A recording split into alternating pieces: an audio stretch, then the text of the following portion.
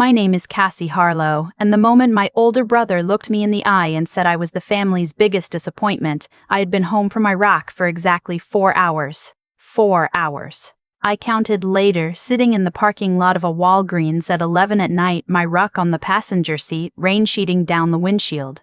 I counted because that's what you do after years of measuring time in rotations, in watch schedules, in the specific mathematics of survival.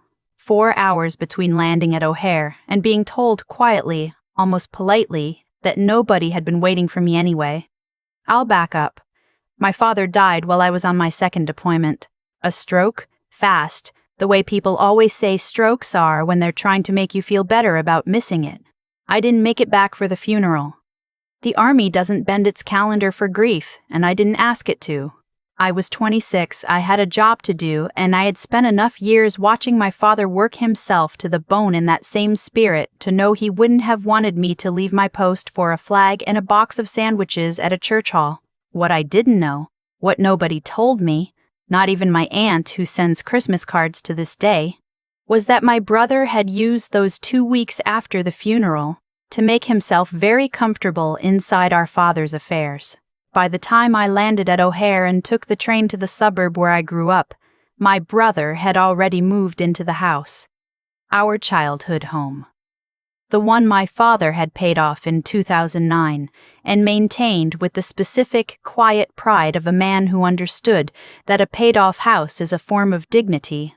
My brother was living there with his girlfriend and a new sectional sofa that I recognized from a catalog my father would have thrown directly in the recycling bin. I knocked. He opened the door. He looked at me the way you look at a package you didn't order. He said, "I didn't know you were coming tonight." I said, "I just got in." He said, "You could have called. I was wearing the same clothes I'd worn for 19 hours of travel. I had a ruck and a duffel and a phone with a cracked screen and $43 in my checking account because my final pay hadn't processed yet. I had not slept on a real mattress in 11 months. I said, "Can I come in?" He stepped back just enough to let me through, and that's when I understood, the way you understand something when your body knows it before your brain catches up, that the answer was already no. The house smelled different. His cologne was in the air. The furniture was wrong. The photographs on the wall were rearranged into a configuration that centered his college graduation picture in a spot where my father had kept a photo of my mother. His girlfriend came out of the kitchen holding a glass of white wine. She smiled the way people smile when they're trying to appear unconcerned. He said, "We should talk."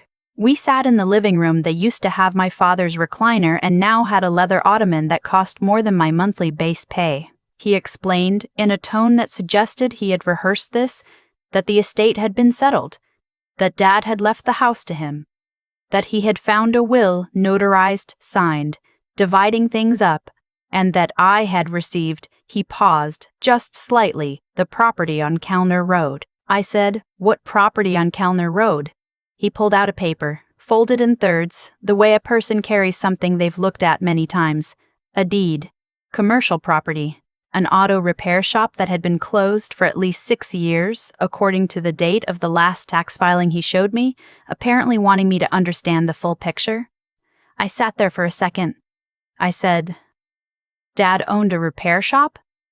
He shrugged, said he hadn't known about it either until the attorney found it, said the attorney had explained it was worth very little, maybe nothing, structurally compromised, back taxes owed, zoning complications, said, and I remember this precisely because it landed in a particular way.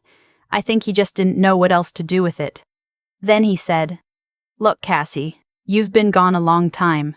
Things changed. I handled everything here. That's just the reality. I asked if I could stay for a few nights while I got my bearings." His girlfriend looked at the floor. He said, "We don't really have the space." I looked around the house I had grown up in, at the 3 bedrooms I knew existed behind the doors down the hall, and I said, "Okay."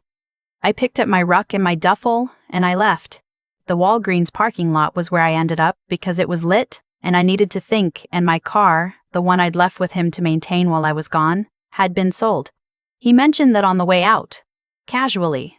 Said he'd use the money for the estate costs. I nodded like that made sense, which is what you do when your brain is 17 steps behind your face. Kellner Road was 12 miles away. I took an Uber and spent $9 of my $43 getting there. The shop sat at the end of a gravel lot off a county road that probably saw more deer than customers. Harlow Automotive. I hadn't even known my father had put our name on a building. The sign was wood, hand-lettered, the kind of craft that means a person cared once. Now it was weathered down to barely readable. One of the bay doors had rusted off its upper track and been propped with a 2x4. The office window was intact, which surprised me.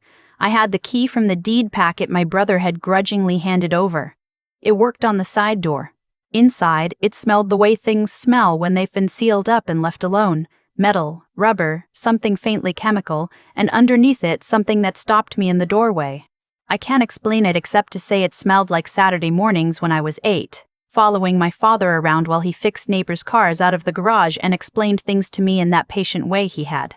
Like information was a gift he was handing over carefully. I stood there in the dark with my flashlight and let myself feel that for exactly 30 seconds. Then I moved. The shop had 2 bays, an office, a back storage room, and a bathroom that I didn't investigate thoroughly that night for sanity reasons. The office had a metal desk, a dead computer, a corkboard with faded papers still pinned to it. Invoices, phone numbers, a child's drawing of a car, and I recognized the handwriting in the corner as my own, age 7, which meant my father had moved this with him from somewhere and pinned it up. I set my bags down. I sat in the desk chair, which still worked, and I looked at the corkboard for a long time. Then I started going through the desk. Most of it was what you'd expect. Old receipts, a repair manual for a 1998 Camry, a coffee mug with a hairline crack. But in the bottom drawer, under a phone book from 2014, I found a lockbox. Small, gray, the kind that cost $20 at any hardware store. My initials were written on a piece of masking tape on the lid. CH, in my father's handwriting. My hands were steady. Years of training, but my chest was doing something complicated. I didn't have a key. I found a screwdriver in the top drawer, and it took me about 4 minutes, which my father would have found embarrassing given how much time he'd spent teaching me to be resourceful. When it opened, there was a folded letter on top. I recognized the paper. He bought it in bulk from a discount office supply store, always the same cream-colored stock, because he said white paper looked cheap. He'd written my name at the top. Cassie, if you're reading this, it means you went to Kellner Road, which means you're the person I always believed you were. I put the letter down and looked at the ceiling for a minute. Continued.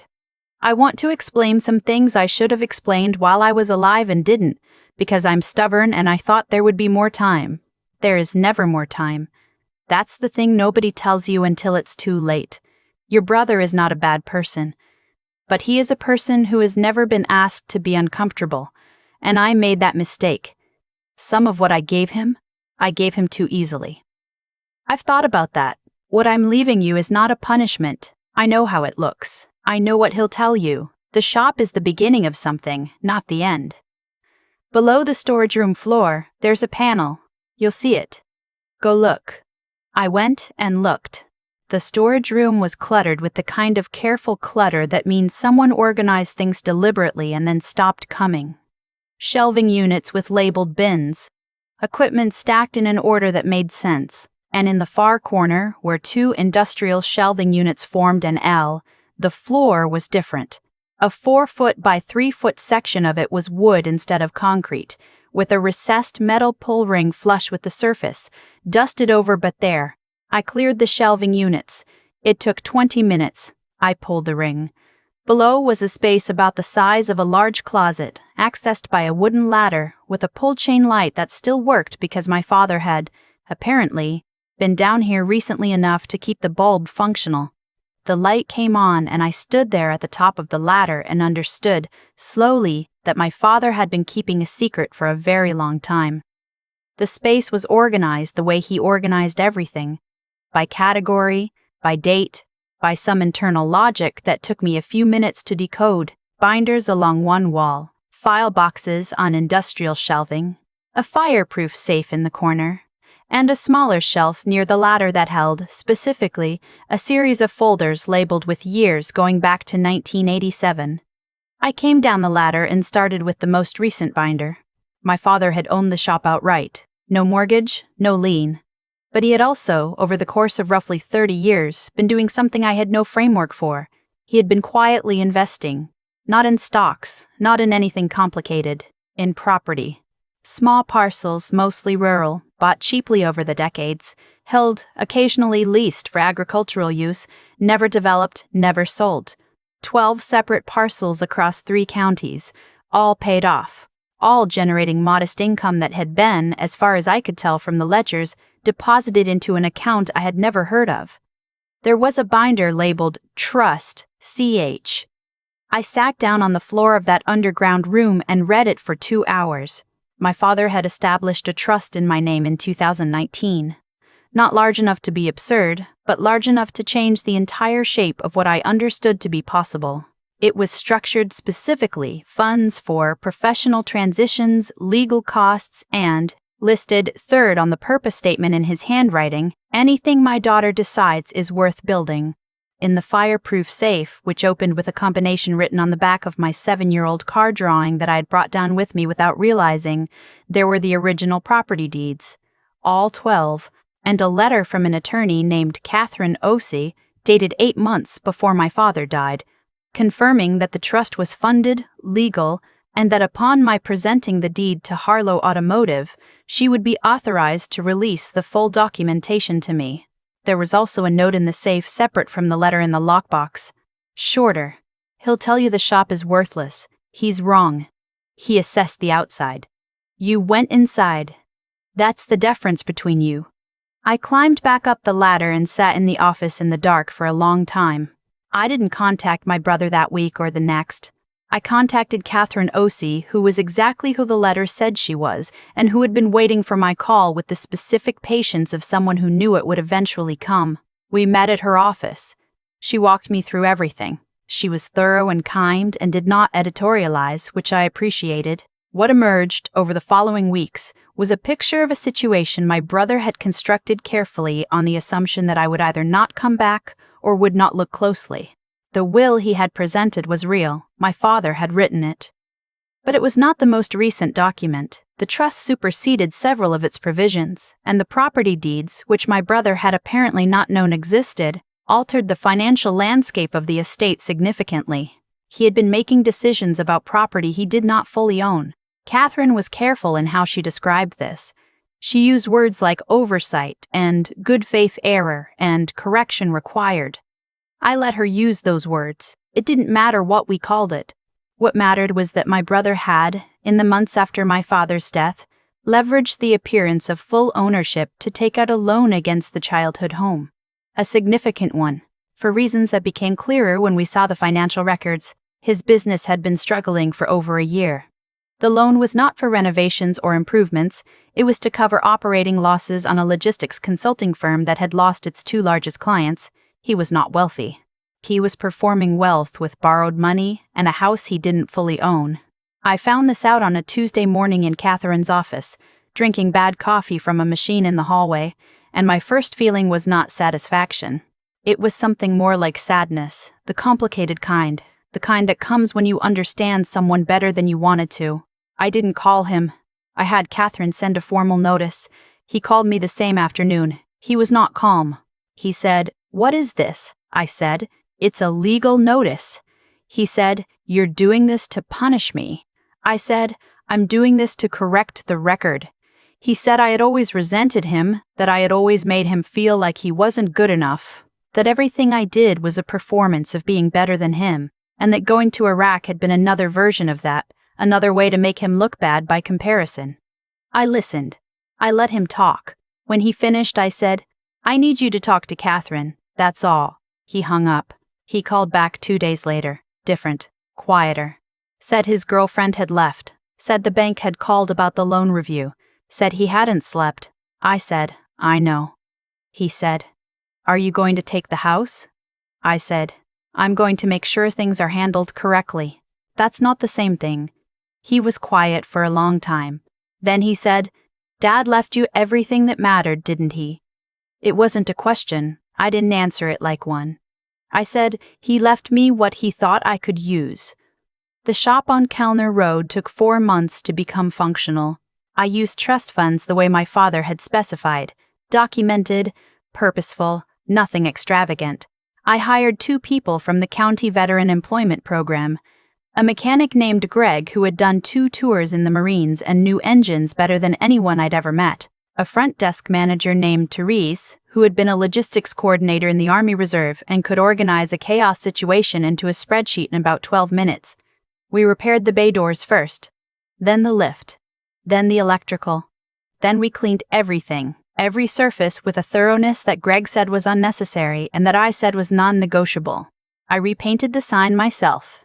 Still wood, still hand-lettered because I wanted it to stay that way. Harlow Automotive. Just that. My father's name. My name. The town was small enough that word spread on its own. People came partly out of curiosity and stayed because Greg was excellent at his job and Therese remembered everyone's name. We weren't busy in the way that looks impressive from the outside. We were busy in the way that means the phone rings consistently and the schedule stays full, and at the end of the month the numbers make sense. My brother came in on a Wednesday in October.